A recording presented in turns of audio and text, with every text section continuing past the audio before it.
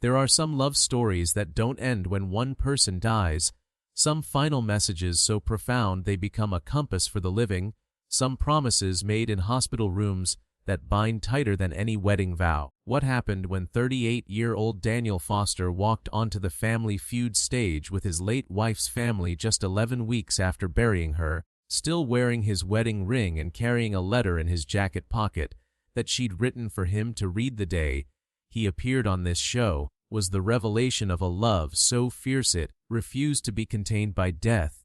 He stood there trying to hold himself together, trying to smile for the cameras like his wife Rebecca had made him promise he would, not knowing that Steve Harvey would ask about his ring, would press gently about the woman who'd given it to him, would accidentally unlock the cascade of grief and instruction and love that Rebecca had left behind.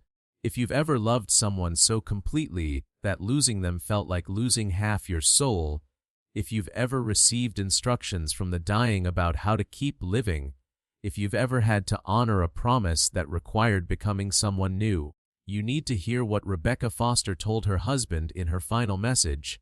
Before we begin, if you believe that love is stronger than death, and that some promises are sacred enough to break your heart while saving your life, hit that like button and subscribe to our channel, because we share stories about people who loved so deeply that even death couldn't end it. Daniel Foster met Rebecca Chen in 2015, when they were both 29 years old, working at the same tech company in Seattle. Daniel was a software engineer, Rebecca was in product management, and they were assigned to the same project team. Their first conversation was an argument about product specifications, both of them passionate and stubborn, and somehow that argument turned into coffee, and coffee turned into dinner, and dinner turned into falling completely in love with someone who challenged you and understood you simultaneously. They dated for 2 years, got married in 2017 in a small ceremony in the San Juan Islands, honeymooned in Japan, bought a house in the suburbs, started talking about having children. Daniel had never believed in soulmates until Rebecca, but she was proof that soulmates existed because she was his, the person who made him better, who understood him without explanation, who loved him not despite his flaws but including them. In January 2023, Rebecca started having headaches, persistent ones that over-the-counter medication couldn't touch. She'd always been healthy, rarely even caught colds, so when the headaches lasted for weeks, she finally went to her doctor. The MRI showed a mass in her brain, and the biopsy confirmed glioblastoma, one of the most aggressive forms of brain cancer. Stage 4. Inoperable because of where it was located. The oncologist gave her 12 to 18 months with treatment, maybe 6 months without. Rebecca was 37 years old, married for 6 years, had been planning to start trying for a baby that spring, and instead she was being told she'd be dead before her next birthday. Daniel sat in that oncologist's office, holding Rebecca's hand while their entire future collapsed, while every plan they'd made evaporated, while, until death do us part, suddenly became a timeline measured in months instead of the decades they'd assumed they had. Rebecca started treatment in February 2023, aggressive chemotherapy and radiation that made her violently sick but might buy her a few more months. She lost her hair, lost weight, lost the physical vitality that had always been part of who she was. But she didn't lose herself, didn't lose her sense of humor or her intelligence or her fierce determination to live as fully as possible for whatever time she had left. In April 2023, about 3 months after her diagnosis, Rebecca sat Daniel down for a conversation that would define everything that came after. "Daniel, I need to tell you something, and I need you to listen without interrupting." Her voice was steady, that product manager voice that meant she'd thought this through and made decisions. "I'm going to die, probably within the year, and I need you to promise me some things about what happens after I'm gone." Daniel tried to protest, to say she might beat this, that she shouldn't give up, but Rebecca cut him off. "I'm not giving up. I'm being realistic, and I love you too much to leave you without instructions on how to survive losing me." She'd made a list, because Rebecca always made lists, and she went through it point by point. First, she made Daniel promise that he would keep living, not just existing but actually living, finding joy and purpose and connection. "I don't want you to spend the rest of your life in grief," she said. "Grieve me, yes, but then keep going. Promise me." Daniel promised, even though he couldn't imagine how he'd ever feel anything except grief. Second, Rebecca made Daniel promise that he would eventually date again, find love again, maybe even remarry. This was the hardest one for Daniel to hear, felt like betrayal even discussing it while Rebecca was still alive. But Rebecca was insistent. "Daniel, you're 37 years old. You could have another 40 or 50 years ahead of you. I will not be responsible for you spending those years alone. I want you to find someone who makes you happy, who loves you the way you deserve to be loved. And when you do, I want you to love her fully, without guilt, without feeling like you're betraying me. You can love someone new and still have loved me. Those things aren't mutually exclusive." Daniel cried and said he didn't want anyone else, only wanted her, but Rebecca made him promise anyway. Third, Rebecca said she was going to write him letters, lots of them, to be opened at specific times after her death. Birthdays, holidays, anniversaries, and random moments when she thought he might need guidance or comfort or permission. "I can't be there physically," Rebecca said, "but I can still be there in other ways. These letters are my way of taking care of you after I'm gone." Over the following months, as her condition deteriorated, Rebecca wrote dozens of letters. Daniel would find her at the kitchen table at 2 a.m., too weak to stand for long but determined to write, filling envelopes with her handwriting that was becoming increasingly shaky as the tumor affected her motor control. Fourth, Rebecca made Daniel promise that he'd go on Family Feud. This one seemed bizarre, almost laughable given the heaviness of everything else, but Rebecca was serious.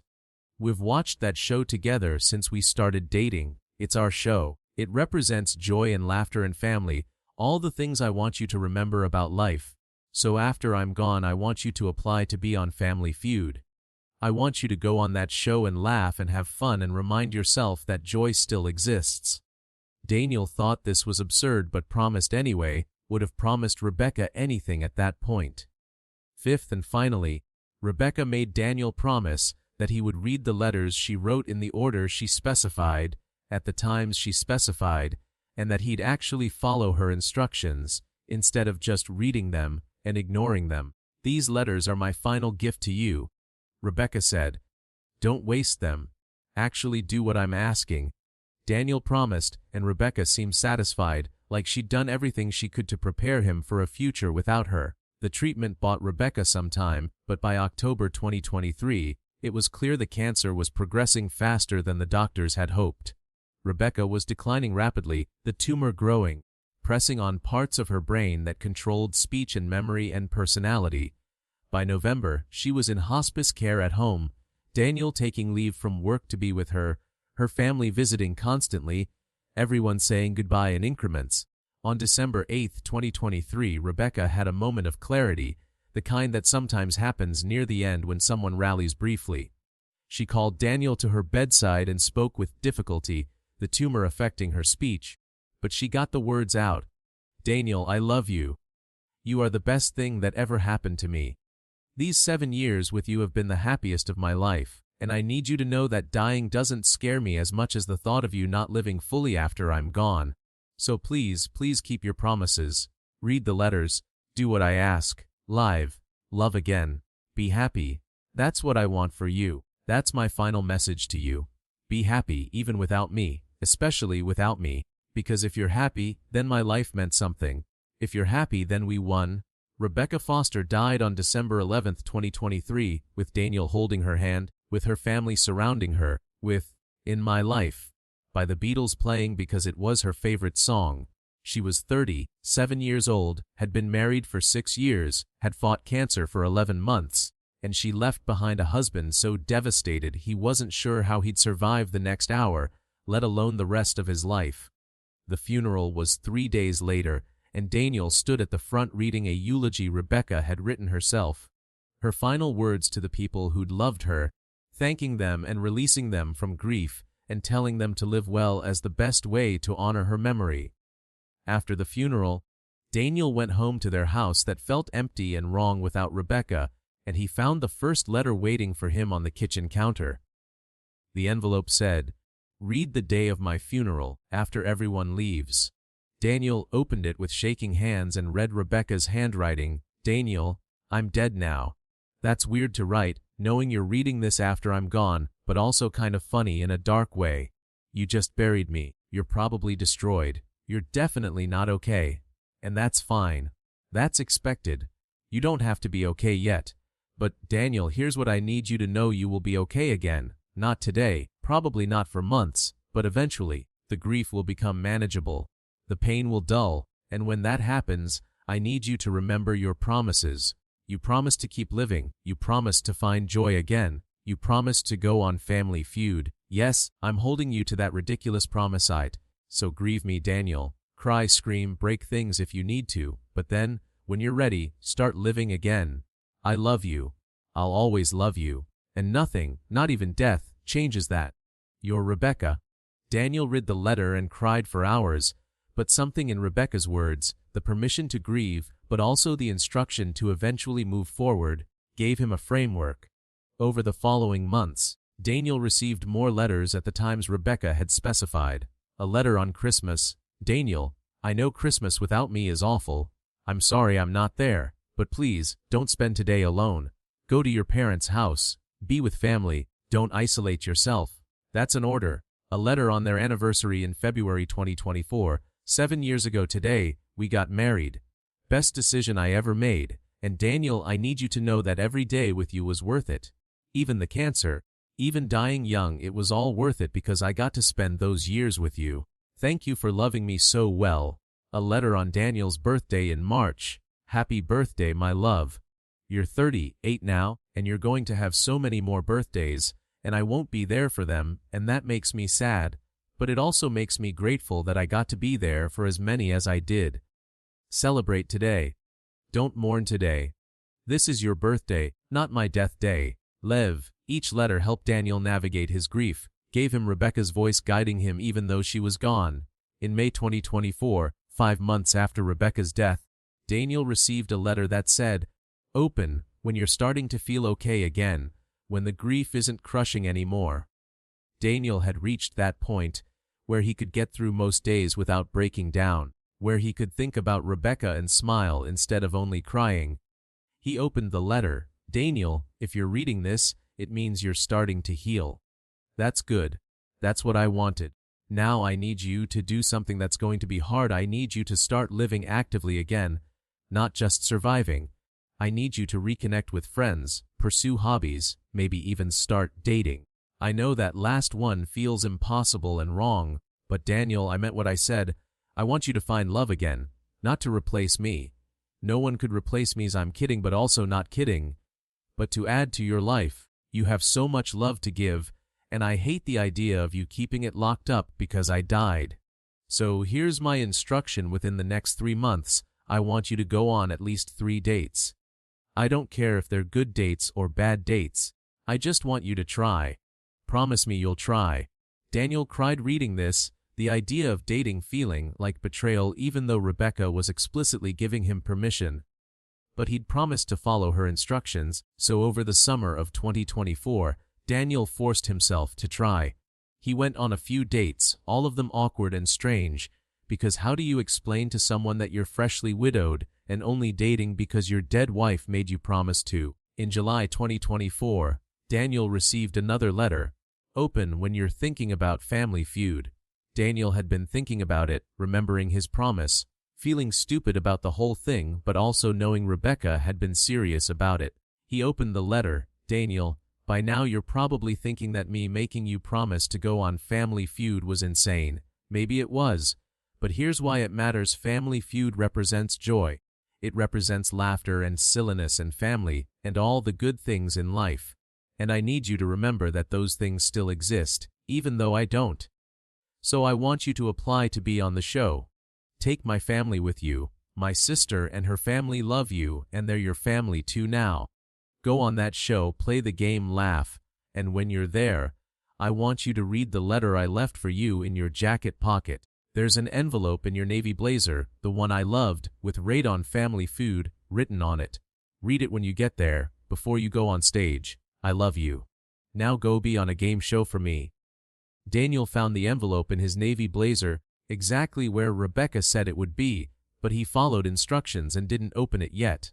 He applied to Family Feud in August, explaining in the application that his wife had died and had made him promise to go on the show as part of her final wishes. The producers were moved by his story and selected his family to tape in September 2024. The family would be Daniel, Rebecca's sister Michelle, Michelle's husband, and 2 teenage children. Rebecca's family. On September 13, 2024, 9 months after Rebecca's death, Daniel stood in the Family Feud green room wearing his navy blazer, and he pulled out the envelope with shaking hands. Inside was a letter in Rebecca's increasingly shaky handwriting, one of the last things she'd written before she'd become too weaky. Daniel, you're at Family Feud right now. You kept your promise. I'm so proud of you and I love you and I need you to know something. Today is not about grief. Today is about joy. I want you to go on that stage and have fun.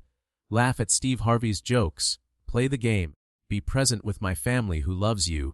And when someone asks about me, because they will, you're still wearing your ring, I want you to tell them the truth. Tell them about me. Tell them about us. Tell them that I died but the love didn't. Tell them that I made you promise to keep living, to find joy, to be here today. Tell them whatever you need to tell them. And Daniel, I need you to know that I'm okay with you taking off your ring when you're ready. When you meet someone new, when you're ready to move forward, you have my permission to remove my ring and move on. I'll always be part of your past, but I don't want to be a barrier to your future. I love you. Be happy today. That's an order. Rebecca. Daniel read the letter crying, folded it carefully, put it back in his jacket pocket where it would stay for the taping, and went out to the stage trying to compose himself, trying to honor Rebecca's instruction to be joyful. Steve Harvey greeted them warmly, and when he got to Daniel, he noticed the wedding ring immediately. And you're Daniel? Daniel nodded. I'm Daniel Foster. I'm Rebecca's husband. Was Rebecca's husband. His voice broke slightly on the correction. Steve's face showed immediate compassion. Was. Daniel took a breath. My wife died 9 months ago. Brain cancer. She was 37. The studio went quiet, the lightness suddenly replaced with weight. Steve's voice was gentle. I'm so sorry, man. That's devastating. Can I ask why you're still wearing your ring? Daniel looked down at his ring, the simple gold band Rebecca had placed on his finger 7 years ago. Because she's still my wife. Death doesn't change that I married her, that I loved her, that she was the most important person in my life. Steve nodded slowly. That's beautiful. But man, that's also heavy. How are you even functioning? How do you get through the day? And that's when Daniel pulled out Rebecca's letter, the one she'd written for this exact moment, and he read it to Steve in the studio. She left me letters. Dozens of them to be opened at specific times. Instructions on how to survive losing her, how to keep living, how to honor her by being happy instead of destroyed. And one of her instructions was to come on Family Feud, because we used to watch this show together, and she said it represented joy and laughter, and all the good things in life she wanted me to remember existed. Steve Harvey's eyes filled with tears immediately. Your wife, while she was dying, wrote you letters about how to live after she was gone, and one of those letters told you to come on Family Feud. Daniel nodded.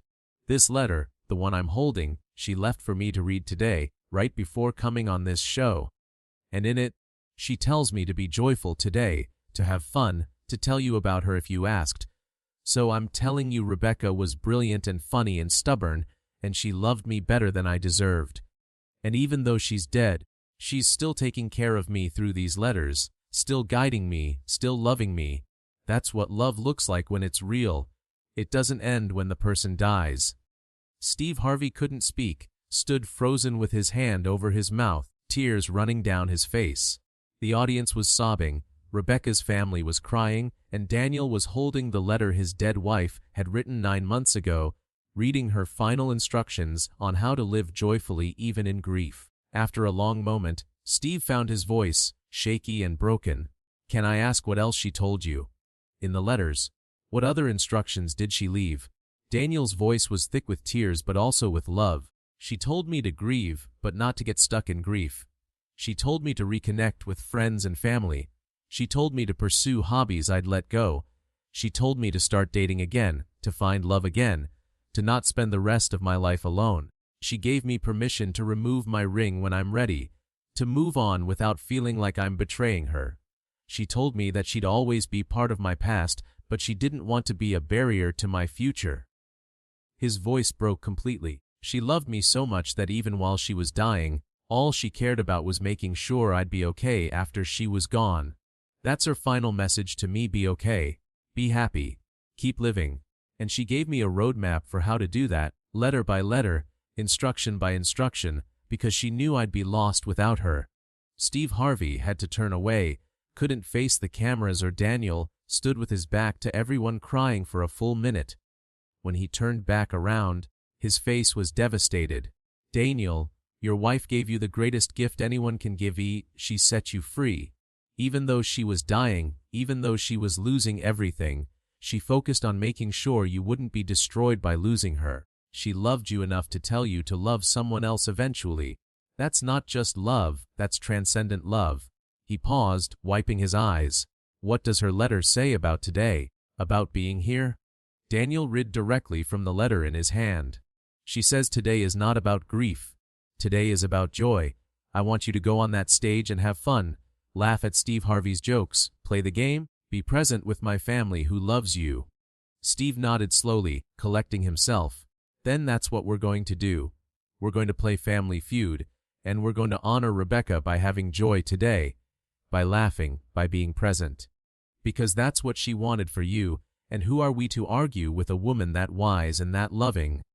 They played the game, and it was strange and beautiful, grief and joy mixing together as Daniel and Rebecca's family competed, laughed at Steve's jokes, celebrated when they got answers on the board, and honored Rebecca by doing exactly what she'd instructed, living fully, being joyful, being present. During a commercial break, Steve pulled Daniel aside. "I need to tell you something. What your wife did, leaving you those letters, giving you permission to move on, that's the most loving thing I've ever heard of. Most people who are dying focus on their own fear, their own loss. Rebecca focused on you, on your future without her. That's remarkable." Daniel's voice was quiet. "I know. I don't know how I got lucky enough to love someone like her. And I don't know how I'm supposed to move forward, how I'm supposed to find someone who could possibly compare." Steve's response was simple. "You don't find someone who compares. You find someone different, someone new, someone who loves you for who you are now, which includes being someone who loved Rebecca. And when you find that person, Rebecca's letters will have prepared you to love her without guilt. That's the gift, Daniel. Rebecca set you free to love again. Not many people get that." The episode aired 6 weeks later, in October 2024, 10 months after Rebecca's death. Daniel watched it alone at first, crying through the entire thing, seeing Rebecca's love preserved on television, her final message to him broadcast to millions. The clip went viral immediately, viewed over 600 million times in the first week, becoming the most shared Family Feud clip in history. People around the world were moved by Rebecca's wisdom, by her letters, by her final instructions for Daniel to keep living and find love again. Grief counselors discussed Rebecca's approach as an ideal model for how to prepare loved ones for your death. Relationship experts talked about how Rebecca's letters showed what true love looks like, wanting the other person's happiness, even when you can't be there to share it. And widows and widowers reached out to Daniel by the thousands, saying Rebecca's message had given them permission to move forward, to date again, to love again without feeling like they were betraying their deceased partners. 3 months after the episode aired, in January 2025, Daniel opened another letter Rebecca had left, open 1 year after my death. Inside was Rebecca's longest letter, several pages, and it said, "Daniel, it's been a year, a full year without me, and you survived it, which I knew you would even when you didn't believe you could. I'm proud of you. Now I need to tell you something important. It's time to take off your ring. Not because you've stopped loving me, but because wearing my ring is telling the world, and yourself, that you're still married, still unavailable, and you're not. You're a widower, which is different from being married. You're free to pursue new relationships, and you need to signal that to yourself and others. So here's my instruction: take off the ring. Put it somewhere safe, somewhere meaningful. Keep it forever if you want, but stop wearing it. Create space for someone new. Daniel read this crying, knowing Rebecca was right, but terrified of actually removing the ring that had been on his finger for 7 years. But he'd promised to follow her instructions, so he took off the ring, put it in a special box with Rebecca's wedding ring and photos, and created a shrine to her in his home office that honored her but kept her in the past rather than the present. 2 months later, in March 2025, at a grief support group he'd been attending, Daniel met a woman named Claire who was also widowed, whose husband had died in a car accident 2 years earlier. They started talking after group, got coffee, started dating slowly, both of them carrying grief, but also carrying hope that Rebecca and Claire's late husband had prepared them for You Can Love Again. It doesn't replace what you had before, but it can be beautiful in new ways. Daniel showed Claire Rebecca's letters, and Claire cried reading them, saying Rebecca must have loved Daniel incredibly to give him this gift. By Daniel's birthday in March 2026, Daniel opened a letter Rebecca had left. Open on your 40th birthday. Inside was a simple message. Daniel, you're 40 now. You've survived 2 years without me, which seemed impossible once, but here you are. And I really hope, that you've found someone new by now. If you have, I want you to know I'm happy for you. If you haven't, that's okay too, but keep trying. You deserve love. You deserve happiness. You deserve a full life. And Daniel, wherever you are in your life right now, whatever you're doing, whoever you're with, I want you to know that I love you, I'm proud of you, and I'm grateful for every day I got to spend with you. You were my person. You'll always be my person. But that doesn't mean you can't be someone else's person too. Love fully.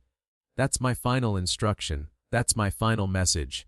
Be happy, Daniel. That's all I ever wanted for you. Forever your Rebecca. If this story moved you, if it reminded you that love transcends death, and that the greatest gift you can give someone is permission to be happy after you're gone, hit that like button and share this video. Subscribe to our channel because we need more stories like this. Stories about love that doesn't end when life does, about people who plan for their loved ones' futures even when they won't be there to see them, about the courage it takes to let go so someone else can move forward. Rebecca Foster died at 37 from brain cancer, but before she died she wrote dozens of letters giving her husband Daniel a roadmap for surviving her loss, instructions for living joyfully, permission to love again, and guidance for building a life she'd never see. When Daniel went on Family Feud 9 months after her death, keeping a promise she'd made him make, when he read her letter instructing him to be joyful, when Steve Harvey broke down hearing about a love so strong it gave specific instructions from beyond the grave, we all learned what it means to love someone more than you love having them. Rebecca's final message wasn't, "Never forget me," or "Stay loyal forever." It was, "Be happy even without me." That's the message that made Steve Harvey speechless, that made a studio cry, that reminded all of us that love isn't about possession or permanence. It's about wanting the other person's joy, even when you can't be there to share it. That's what Rebecca taught Daniel, and through Daniel's story, that's what she taught all of us.